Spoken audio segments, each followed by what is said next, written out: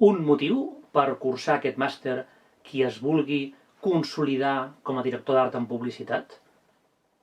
No se m'acut un motiu. Em venen molts motius. Per exemple, el nivell del professorat, la seva expertise, un professorat molt en el dia a dia del món professional. Per exemple, les pràctiques. Un conveni en pràctiques amb la major part d'empreses del sector pel que fa a agències, pel que fa a estudis, pràctiques facilitades, evidentment, per la facultat.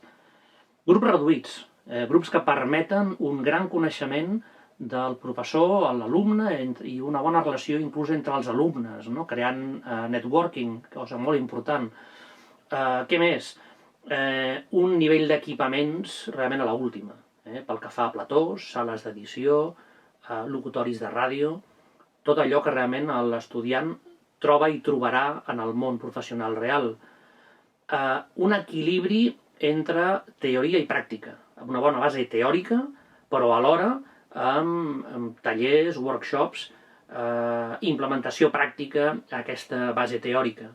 Un equilibri entre la part més estratègica i la part més execucional, de fer les peces, de fer els artefactes, que són el que permetran a l'alumne acabar el màster amb un bon book amb el qual presentar-se en el món professional.